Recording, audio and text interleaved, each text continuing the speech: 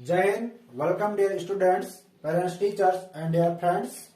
आज हम पढ़ने जा रहे हैं, अगर हमें बहुपद के शून्यक पता हो तो क्या हम शून्यकों से बहुपद को ज्ञात कर सकते हैं?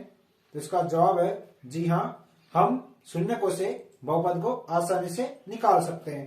तो चलिए समझते हैं किस प्रकार से निकाला जाता है, बिल्कुल बेसिक से आसान भाषा में। चलिए तो देखिए, जो हमारे बहुपद है उसको हम इंग्लिश में लिखते हैं पी, यानी कि पॉलिनोमियल्स उसको इंग्लिश में बोलते हैं। बहुपद को इंग्लिश में पॉलिनोमियल बोलते हैं, जिसको हम पी से लिखते हैं। अगर हम चर x मानते हैं तो यानी कि ये कौन सा बहुपद होगा? x चर वाला बहुपद होगा, ठीक है। जिसको हम लिखते हैं x चर वाले बहुपद को px से। अब क्या आएगा बहुपद? वो आपका आगे बराबर में आता है, ठीक है। और जैसे कि x प्लस 2 है, x square minus 2x plus 1, इस प्रकार से आपको अगर इसमें x आ रहा है तो उसको px मानना है। अगर यहाँ पे y आता है इस प्रकार से y plus 2y square minus 2x y plus 1, अगर इस प्रकार से आता है तो हम इसको चर जो होता है वो आपका क्या है? y है, तो इसको हम मानते हैं p y is equal to, ठीक है। तो अगर y की जगह p आ जाता है तो हम उसको p वाला, u आता है तो u वाला, इसकी जगह u भी आ सकता है, x भी आ सकता है, z भी आ सकता है। ये होता है इनको प्रदर्शित करने का तरीका। अब आज हम जो पढ़ने जा रहे हैं वो ये है कि अगर हमें इन बहुपदों के शून्यक पता हो तो क्या शून्यकों से बहुपद को हम पुनः ज्ञात कर सकते हैं क्या? तो हाँ, हम बिल्कुल बहुपद को ज्ञात कर सकते हैं। तो एक एग्जांपल लेते हैं, फिर उससे समझते हैं। मान लीजिए px कोई बहुपद है, उसके जो शून्यक है यानी कि x बराबर जो आपका मान है वो क्या क्या है? अल्फा और बीटा, दो शून्यक आएंगे। ये हमारा px है वो कौन सा है? द्विघात का है ना। ये जो हम पढ़ रहे हैं इस शून्यकों से हम बहुपद को निकाल सकते हैं। ये हम द्विघात बहुपद में पढ़ रहे हैं। तो द्विघात बहुपद में अगर कोई द्विघात बहुपद px है यानी कि x चर वाला द्विघात बहुपद है, तो द्विघात बहुपद में जो शून्यक आते हैं वो आपके दो आते हैं, क्योंकि द्विघात का मतलब है उस बहुपद की जो घात है अधिकतम वो 2 है। तो दो घात का बहुपद में आपके दो ही शून्यक प्राप्त होते हैं। तो x बराबर एक शून्यक हमने माना अल्फा, और दूसरा क्या आएगा? बीटा, यानी कि दो शून्यक है, एक तो x बराबर अल्फा है, दूसरा है x बराबर बीटा। इनको हम मानते हैं कि एक शून्यक अल्फा होगा, दूसरा बीटा होगा। ये इसको अल्फा बोलते हैं, इसको बीटा बोलते हैं। इसका नाम होता है अल्फा। ये एक शून्यक तो आपका अल्फा आएगा, दूसरा बीटा, यानी कि कोई संख्याएं होंगी ये भी है ना, अल्फा और बीटा। आपके क्या है? शून्यक है, x बराबर अल्फा और x बराबर बीटा। अगर ये शून्यक है तो शून्यक कब निकलते हैं? जब इनके गुणनखंड होते हैं। कोई भी बहुपद होता है उसके पहले हम गुणनखंड करते थे, फिर गुणनखंड से शून्यक निकालते थे। यानी कि अगर इसको हम इस प्रकार से लिखें x is equal to alpha है, इसको अगर इधर लाएंगे अल्फा को तो ये हो जाएगा x माइनस अल्फा, और इधर बचेगा आपका 0, ठीक है। उसी प्रकार इसको रखेंगे x बराबर बीटा, तो उसको इधर लाएंगे तो हो जाएगा x minus beta is equal to 0। अब एक तो था x माइनस अल्फा बराबर 0, दूसरा है x minus beta is equal to 0। वहां पर भी हम ऐसे मानते थे कि दो गुणनखंड आते थे इस प्रकार से। एक तो मान लीजिए x माइनस 2 आता था, दूसरा x माइनस 1 आता है और बराबर 0 आता था। तो इसको हम ऐसे मानते थे, या तो ये 0 के बराबर है या फिर ये 0 के बराबर है, ठीक है।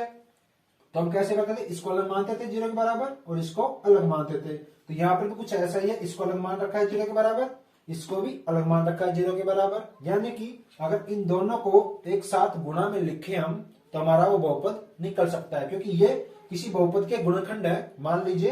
तो इनसे ये वो बहुपद के गुणनखंड है, तो गुणनखंड से क्या निकलते हैं? शून्यक। अगर यहाँ से शून्यक निकाले इनके तो इनके शून्यक निकल के आएंगे x माइनस 2 बराबर 0 और x माइनस 1 बराबर 0। जहां से यहाँ से शून्यक निकलेगा, इसका x बराबर 2 को इधर भेजेंगे तो कितना आएगा? 2, और यहाँ से 1 को इधर भेजेंगे तो यहाँ से आएगा x बराबर 1। तो इस प्रकार से इस जो बहुपद है उसके गुणनखंड ये थे। कोई भी बहुपद मान लिया हमने, उसके गुणनखंड हमने ये माने, तो उनको हम 0 के बराबर रखते थे। जिनको बारी बारी से अलग अलग 0 के बराबर रखा तो उनके जो शून्यक है वो इस प्रकार से प्राप्त होते थे। तो हमने पहले यहाँ पे शून्य माने हैं, ठीक है, तो हम उल्टा चलेंगे ना। अब पहले इधर शून्य निकल गए, तब शून्य से वापस गुणनखंड की तरफ चलेंगे, यानी कि x माइनस 2 बराबर 0 रखा, तो वैसे यहाँ पे किया x माइनस अल्फा बराबर 0, यहाँ पर x माइनस 1 बराबर 0 रखा, तो यहाँ पे वापस उल्टा चलेंगे बना, ऊपर की तरफ चलेंगे, यानी कि शून्य से बहुपद निकालेंगे। तो इस जैसे कि ऐसे इस प्रकार से लिखेंगे इस दोनों का ना, क्योंकि इन दोनों को बराबर 0 है, इसका मतलब है या तो ये 0 के बराबर है या ये 0 के बराबर है। तो यहाँ पर भी इसी प्रकार है, ये 0 के बराबर है और ये 0 के बराबर है, तो दोनों को एक साथ लिख दे तो वो भी आपका 0 के बराबर हो जाएगा। तो लिखो x माइनस अल्फा और x minus beta is equal to 0। ये दोनों क्या होने चाहिए, 0 के बराबर होने चाहिए। अगर ये इस प्रकार से 0 के बराबर है अलग अलग, तो इन दोनों का गुणा भी आपका 0 के बराबर होना चाहिए। अब यहां से ये दोनों क्या आपस में गुणा है, तो हम इनको गुणा करेंगे बारी बारी से। पहले x को गुणा इस x से करेंगे, फिर x को इससे करेंगे, फिर अल्फा को इससे करेंगे, फिर अल्फा को बीटा से करेंगे। तो पहले x को x से किया, तो x गुणा x कितना होता है आपका x स्क्वायर, क्योंकि x और x आधार समान हो गया तो गुणा में घातें जुड़ जाएंगी, तो x स्क्वायर हो जाएगा। x को गुणा बीटा से करेंगे तो यहाँ पे चिन्ह माइनस का है, ये प्लस का है, ये माइनस का है, प्लस को गुणा माइनस से करते हैं तो माइनस आता है, बिल्कुल सिंपल। x गुणा बीटा करेंगे तो x बीटा, ठीक है। उसी प्रकार इसका गुणा दोनों से कर दिया हमने। अब इसका गुणा करते हैं तो माइनस का है, यहाँ पे प्लस का है, फिर वापिस क्या आएगा, माइनस आएगा। अल्फा गुणा x कितना होता है, अल्फा x, ठीक है। ये कोई संख्या है ना, तो उसको हम ऐसे कैसे लिख देंगे, पता नहीं है कि कौन सी संख्या है, तो इसको ऐसे ऐसे एक साथ लिख देंगे। इसका मतलब है अल्फा x से गुणा हो रहा है, x गुणा बीटा हो रहा है। अब अल्फा को किससे करेंगे, बीटा से, तो माइनस है यहाँ पर भी माइनस है, जब माइनस को गुणा माइनस से करते हैं तो आपका प्लस आता है, तो यहाँ आएगा प्लस अल्फा बीटा। ये दोनों आपस में क्या आएंगे, गुणा में बराबर 0। तो अब देखो इसको थोड़ा और सिंपल करते हैं। ये क्या थे, उसके टुकड़े किए थे हमने, जो बहुपद है उसके टुकड़े के रूप में आ गया। अब इसको वापस बहुपद में लेके चलते हैं हम। तो एक्स स्क्वायर तो हमारा आ गया, यानी कि द्विघात बहुपद का है, तो एक्स स्क्वायर आ गया। अब यहां से देखो क्या कॉमन आ रहा है दोनों में, एक्स यहाँ पे भी है, यहाँ पर भी है, यहाँ पे माइनस है, यहाँ पे भी माइनस है, तो माइनस को और एक्स को बाहर निकाल लेते हैं, यानी कि माइनस, अंदर क्या बचेगा, पहले अल्फा को लिखते हैं फिर बीटा को लिख लेते हैं ना। तो पहले अल्फा लिख लेते हैं, अल्फा प्लस बीटा, अंदर बचेगा और बाहर निकाला एक्स को, तो एक्स को यहां से बाहर निकाल दिया और इधर बचेगा प्लस का alpha beta is equal to 0। यह आपका क्या निकल के आया, बहुपद देखिए एक्स स्क्वायर है minus b x plus c is equal to 0, यानी कि जब हमने द्विघात बहुपद का व्यापक समीकरण पढ़ा था, a x square plus b x plus c is equal to 0, कुछ इस प्रकार से ही यह समीकरण दिख रहा है। जहां पर एक्स स्क्वायर है उसका गुणांक यहाँ पे ए था, यहाँ पर दिख नहीं रहा, इसका मतलब 1 है। यहाँ पर एक्स है, हाँ, बी की जगह क्या है, यहाँ पे माइनस अल्फा प्लस बीटा है बी की जगह, और सी की जगह क्या है, अल्फा गुणा बीटा। जो अल्फा और बीटा थे हमारे, वो क्या थे, इस बहुपद के शून्य थे, इस बहुपद के शून्य थे। ये तो हमने इस प्रकार से लिखा है कि ये कुछ इस प्रकार से दिख रहा है, यानी कि ये हमारा बहुपद प्राप्त हो चुका है, ठीक है। तब इसको मिटा देते हैं। ये हमारा बहुपद प्राप्त होता है अगर जिसमें देखो एक्स स्क्वायर है माइनस अल्फा प्लस बीटा, यानी कि शून्य कौन कौन से थे आपके, अल्फा और बीटा थे, यानी कि दोनों का जोड़ है, यानी कि योग, शून्यकों का योग यहाँ पर आएगा, और ये क्या है, अल्फा बीटा, यानी कि अल्फा गुणा बीटा, तो यहाँ पे आपका शून्यकों का गुणनफल है। तो अगर हमें यह पता लग जाए शून्य क्या क्या है, या फिर शून्यकों का योग पता चल जाए और शून्यकों का गुणनफल पता चल जाए, तो हम उसको इसमें सूत्र में रखकर हम उस बहुपद को ज्ञात कर सकते हैं जिसके वे शून्य होंगे, ठीक है। तो हम अब इस सूत्र का उपयोग करने वाले हैं अगर हमें बहुपद को ज्ञात करना हो शून्यकों की मदद से। करते हैं, देखते हैं, एक दो एग्जाम्पल हम इसके लेते हैं, आपको और अच्छे से समझ आ जाता है। चलिए अब देखते हैं, जो हमारा बहुपद है उसमें शून्यकों को योग और गुणा को अगर दिया हुआ हो हमें कि शून्यकों का योग ये है और शून्यका का गुणनफल इस प्रकार से है, तो उनकी सहायता से हम इस सूत्र से बहुपद को ज्ञात करेंगे। तो बहुपद सिंपल है, ज्ञात है, इसमें एक्स स्क्वायर आ रहा है, बस इसका मान आपको इसमें रखना आना चाहिए। गुणा भाग जोड़ भाग कुछ करनी होती है, उसको करके आपका बहुपद प्राप्त हो जाएगा बिल्कुल सिंपल तरीके से। तो देखिए हमने एग्जाम्पल पहला लिया है, अगर अल्फा प्लस बीटा यानी कि अल्फा बीटा क्या होंगे आपके शून्यक होंगे, इस बहुपद के हमने शून्यक मान लिए अल्फा और बीटा। तो अल्फा बीटा यानी कि अल्फा प्लस बीटा का योग दिया हुआ है, यानी कि शून्यकों का योग है -3 और अल्फा गुणा बीटा यानी कि शून्य का गुणनफल 2 है। तो बहुपद ज्ञात कीजिए। तो हम जानते हैं, क्या जानते हैं हम जानते हैं कि जो बहुपद है वो क्या होगा आपका, हम जानते हैं एक्स चर वाला बहुपद। हम मान लेते हैं कि एक्स चर वाला बहुपद, कैसे लिखेंगे उसको, एक्स चर वाला बहुपद यानी कि पी एक्स, पी यानी कि बहुपद, एक्स चर वाला बहुपद जो हमारा है पी एक्स मान लिया हमने। तो क्या होगा, x square minus alpha plus beta गुणा एक्स प्लस अल्फा बीटा। तो बस कुछ नहीं, अब इसमें आपको मान रखना है, जहां पर अल्फा प्लस बीटा है उसका मान -3 रखो और जहां अल्फा गुणा बीटा है वहां पर 2 रखो। तो हमारा बहुपद होगा p x is equal to x square पहले से है तो इसको ऐसे कैसे लेने दो, अल्फा प्लस बीटा यहाँ पर है, उससे पहले क्या है माइनस, तो माइनस लगाओ, अल्फा प्लस बीटा क्या है यहाँ से -3, तो यहाँ पे लिखेंगे -3 बार क्या है एक्स, फिर क्या है प्लस अल्फा बीटा, उसका मान कितना है 2। बस अब इन दोनों को आपस में गुणा कर दो, आपका बहुपद प्राप्त हो जाएगा। तो एक्स स्क्वायर माइनस गुणा माइनस से कहते हैं तो प्लस आता है, तो माइनस प्लस का 3 उत्तर आएगा यहाँ पे, प्लस का 3 और एक्स से गुणा करेंगे तो एक्स प्लस 2। सिंपल, बस ये आपका क्या निकल के आ गया, वो बहुपद निकल के आ गया, जिसके ये क्या है शून्यकों का योग है और शून्यकों का गुणनफल है। दूसरा प्रश्न हम लेते हैं, जो हमारा शून्यकों का योग है अल्फा प्लस बीटा, वो आपका √2 है, यानी कि अपरिमेय संख्या है, और शून्यकों का गुणनफल है वो 1/3 है। तो चलिए देखते हैं। तो बस कुछ नहीं करना, हम जानते हैं, क्या जानते हैं, एक्स चर वाला बहुपद p x is equal to ये होगा, तो इसमें सिर्फ मान रखना आपको। तो p x is equal to x square को वैसे की वैसे, अल्फा प्लस बीटा क्या है √2, तो इससे पहले माइनस है तो √2 और फिर एक्स गुणा है प्लस अल्फा बीटा कितना है 1/3। अब देखो तो एक्स स्क्वायर, इनको गुणा करेंगे, ये प्लस का है ये माइनस का है, गुणा करेंगे तो माइनस का चिन्ह आएगा, यानी माइनस का √2x प्लस 1/3। अब इतना भी आपका क्या है सवाल हो चुका है कि ये जो बहुपद है वो ये होगा, लेकिन जो अचर पद है उसमें नीचे 3 आ रहा है। अगर हम इस 3 को हटाना चाहें तो इसका कब हटा सकते हैं इस 3 को, जब ऊपर भी 3 हो तो 3 से 3 का भाग चला जाएगा और आपका हट जाएगा 3 नीचे से, ठीक है। अब 3 ऊपर कब आएगा, तो इसको 3 से गुणा करेंगे ऊपर और नीचे, ठीक है। 3 से गुणा कर दो, ऐसे 3 से गुणा किया यानी 3 को ऊपर रखना है और 3 का भाग दिया मतलब 3 को नीचे भी रखना है, यानी कि 3 ऊपर और 3 ही नीचे। फिर क्या करना है, गुणा करना है, यानी कि पहले ऐसे लिख देते हैं हम कि 3 से गुणा और भाग किया तो 3/3 x square minus √2x plus 1/3। आपका इतना उत्तर भी ठीक है ना।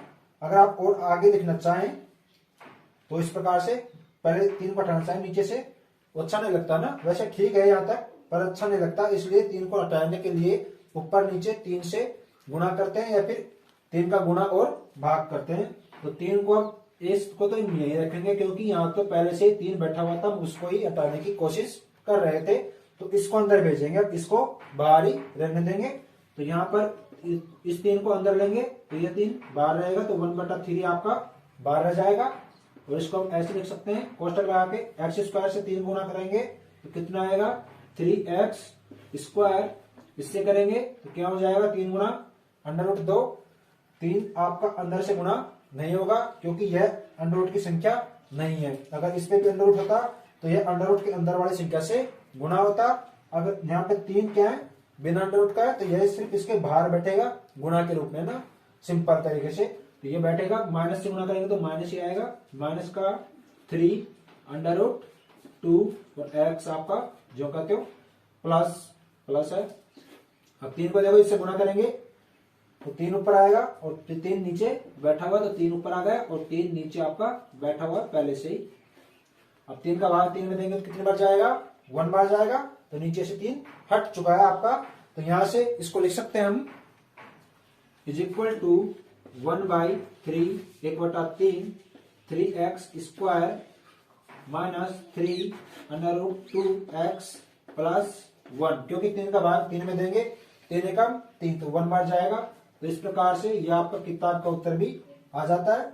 और सिंपल तरीके से यानी कि 3 को हटाने के लिए आपको इतना करना पड़ेगा, अगर वहां तक रखते हैं आप तब भी आपका ठीक है। तो इस प्रकार से हमने जो हमारा बहुपद है वो शून्य की सहायता से यानी कि शून्य का योग और शून्य का गुणनफल इन दोनों की सहायता से आसानी से निकाल लिया है। यह आपको समझ आ गया होगा। एक एग्जाम्पल और देखते हैं इसी से संबंधित।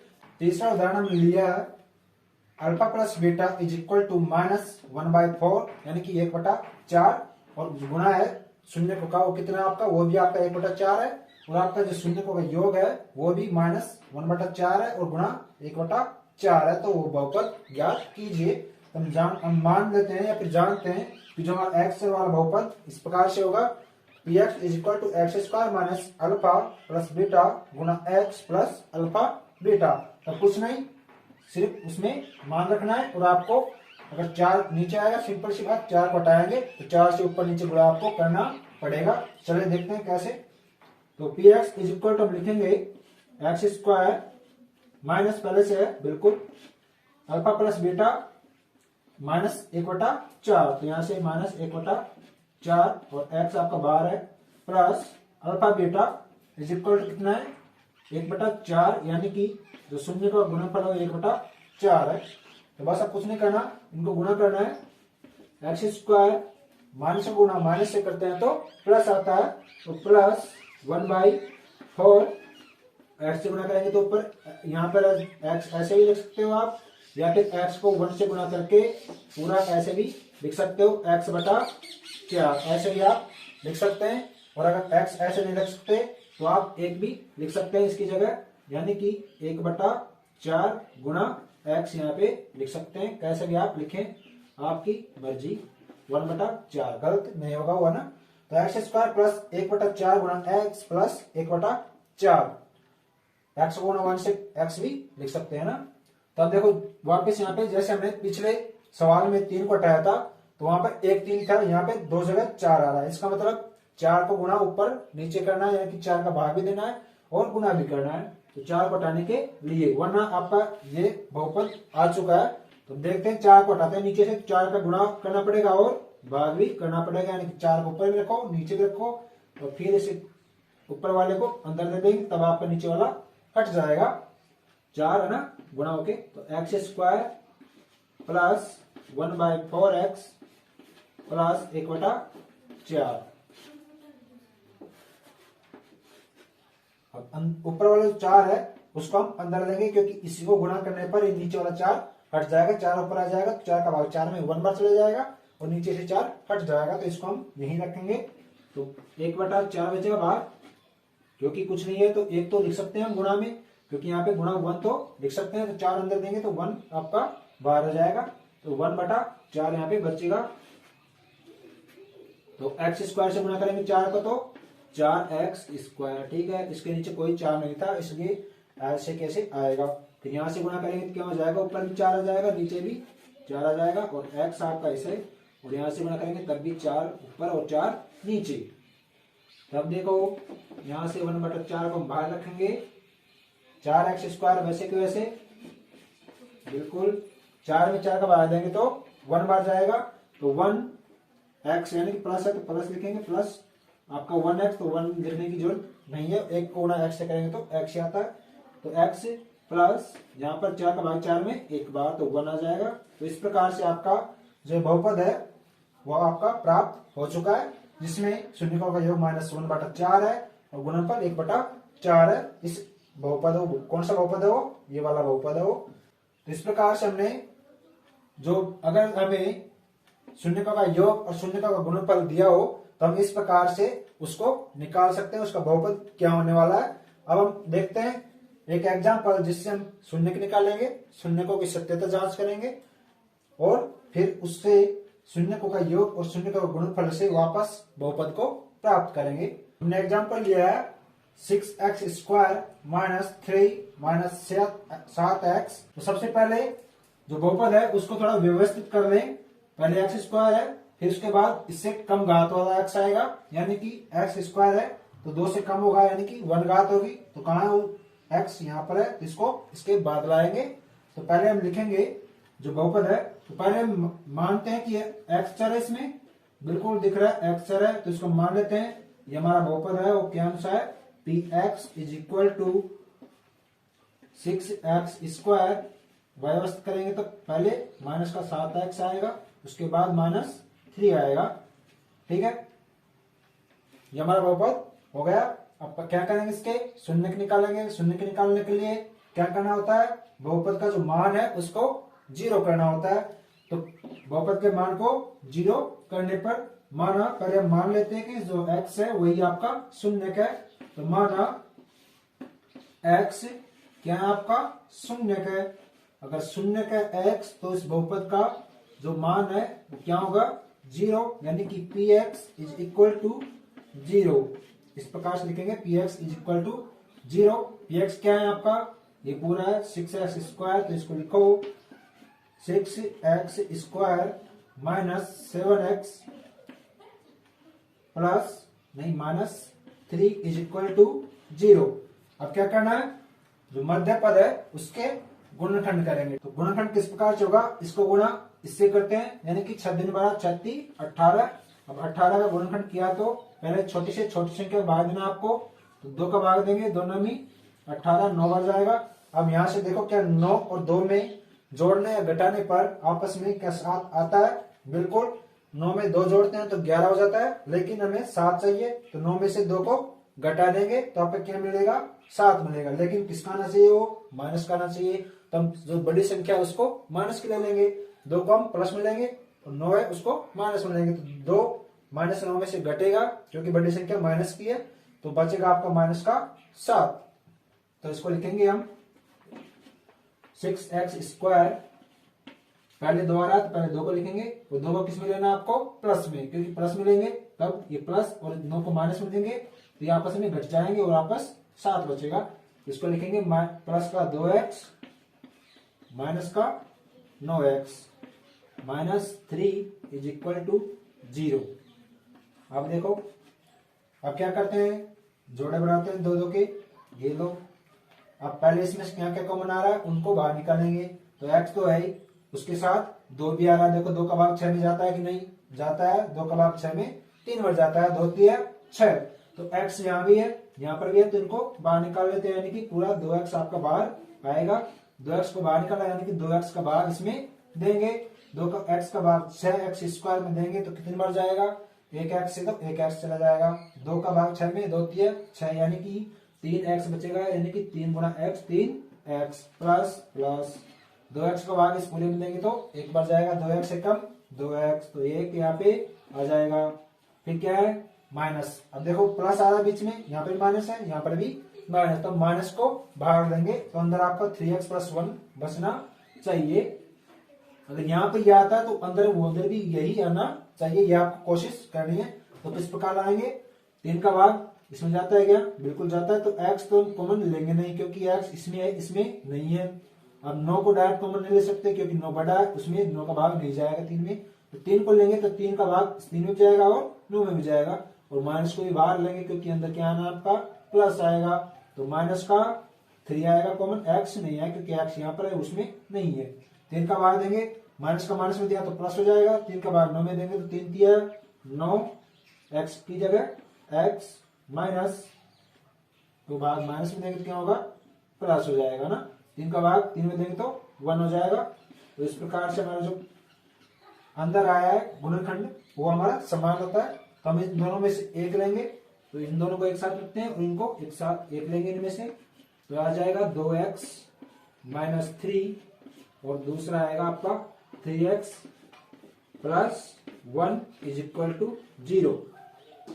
तो ये दोनों आपके इस बहुपद की क्या है, गुणनखंड कहलाते हैं। इस प्रकार से उनको गुणांक के रूप में लिखते हैं, यानी कि इन दोनों को गुणा करके वापस हम ये प्राप्त कर सकते हैं। जैसे कि हमने पहले अल्फा और बीटा को मान के ये जो प्राप्त किया है ये हमारा बहुपद है, तो उसी प्रकार इसको गुणा करके भी हमको ये प्राप्त हो जाएगा। लेकिन हमको शून्य ज्ञात करने, तो इनको गुणांकन वापस नहीं करेंगे, वो भी करेंगे लेकिन आगे करेंगे। तो यहाँ से शून्य निकालेंगे, तो शून्य करेंगे तो यानी कि ये 0 के बराबर होना चाहिए या फिर ये 0 के बराबर। तो पहले इसको रखते हैं, 2x - 3 = 0, यानी कि 2x = 3। 3 को इधर लेंगे, x का मान निकालेंगे तो x = 3/2, 3/2, यानी कि आपका एक शून्य का आ गया 3/2 और दूसरा शून्य का आएगा आपका 3x + 1 = 0। 3x = 1 को उधर लेके जाएंगे तो -1 और x का मान निकालेंगे तो x = -1/3। ठीक है, दूसरा शून्य का आ गया आपका -1/3। एक शून्य का 3/2, दूसरा -1/3। तो इस प्रकार से हमने शून्य तो प्राप्त कर दिए। अब हम सत्यता की जांच करते हैं। पहले तो देखते हैं शून्यकों का योग, यानी कि पहले मान लेते हैं कि जो ये शून्य है उसको हम अल्फा बोल रहे हैं, यानी कि जो x बराबर है 3/2 उसको हम अल्फा बराबर 3/2 मान रहे हैं, और बीटा बराबर क्या मान रहे हैं, -1/3, जो कि इस बहुपद के शून्य है। तो अल्फा प्लस बीटा यानी कि शून्य का योग किसके बराबर होना चाहिए, जो x है उसके गुणांक बटा x² के गुणांक के बराबर, और माइनस का चिन्ह आना चाहिए आगे। तो माइनस जो शून्यकों का योग है वो शून्यकों का योग = माइनस का b/a, b/a आना चाहिए। जैसे कि शून्यकों का योग है वो आपका क्या है, शून्य क्या है, अल्फा 3/2 माना, बीटा अल्फा 3/2 और बीटा माइनस का 1/3।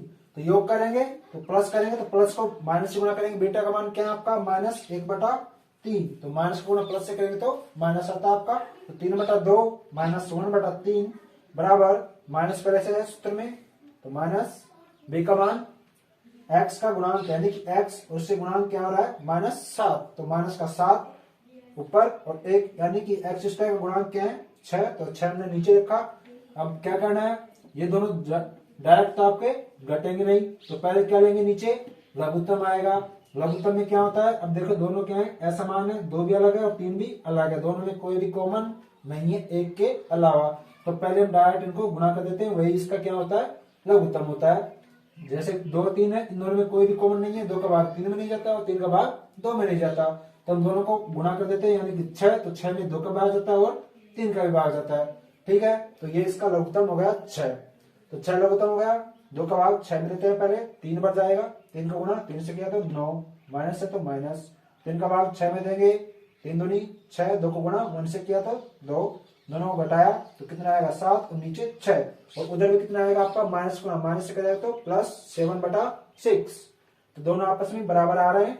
जो अल्फा प्लस बीटा यानी शून्यकों का योग है वो गुणांक किसके बराबर आता है, बराबर माइनस का b/a के बराबर आता है। ठीक है, ये हमारी सत्यता की जांच हो गई शून्यकों के योग की। अब करते हैं शून्यकों का गुणा की या फिर गुणनफल की। तो अल्फा बीटा यानी कि शून्यकों का गुणनफल बराबर होता है आपका c/a, यानी कि अचर पद, और बटा में x² का गुणांक, तो c/a। तो अल्फा का मान क्या था 3/2, बीटा का मान माइनस का 1/3, तो 3/2 को गुणा करेंगे तो -1/3 को हम डायरेक्ट ऐसे नहीं लिखेंगे, 2 चिन्ह एक साथ नहीं आते, ऐसे हमने कोष्टक लगाया दोनों के बीच में, तो 3/2 गुणा -1/3, यानी कि 3 को गुणा ऊपर से करना है, 2 को गुणा 3 से करना है, ऊपर का ऊपर नीचे का नीचे। सी का मान क्या है -3 है अचर पद, और x² गुणांक 6 है, तो हमने 6 रख दिया, तो उधर तो -3/6 आ चुका है। ठीक है, अब इधर -1 है, -1 को गुणा 3 से करेंगे, 3 क्या प्लस, तो वापस क्या हो जाएगा -3, तो -3 नीचे 3 गुणा 2 करेंगे तो 6 आएगा आपका। तो इस प्रकार दोनों क्या है आपस में बराबर हो गए, -3/6 बराबर -3/6। ठीक है, तो ये हमने शून्यकों के योग और शून्यकों की गुणनफल की सत्यता को जांच कर लिया है कि गुणांकों और शून्यकों में किस प्रकार संबंध है, उसकी हमने सत्यता की जांच की। अब हम देखते हैं शून्यक है उनसे जो हमारे शून्यक आए हैं, शून्यकों का योग क्या है 7/6 और शून्य का गुणनफल क्या है -3/6। अब इनसे हम क्या निकालेंगे, इस बहुपद का ज्ञात करेंगे, इस बहुपद को पुनः ज्ञात करेंगे शून्यकों के योग और शून्यकों के गुणनफल से। ठीक है, तो देखिए जो शून्यकों का योग है वो कितना है आपका 7/6। यहाँ से देखो शून्यकों का योग 7/6 उधर भी और इधर भी है ना।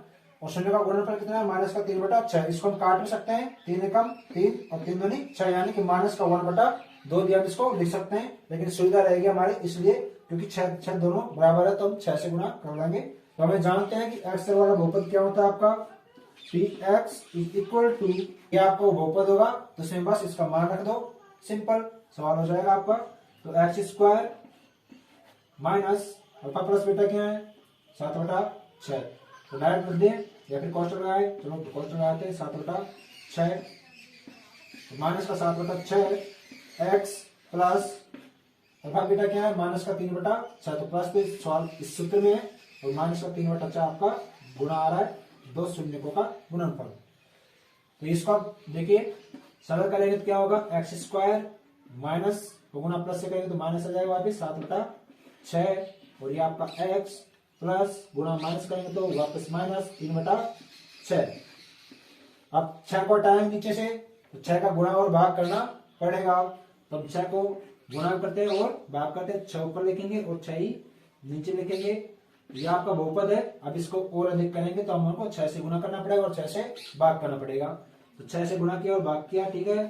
6 को हटाने के लिए तो x² माइनस का 7/6x minus 3/6 is equal to 6 को गुणा करेंगे कितना आएगा, ये 6 तो नीचे आएंगे ऐसे कैसे रहने वाला है बाहर ही 1/6 अंदर आएगा 6x²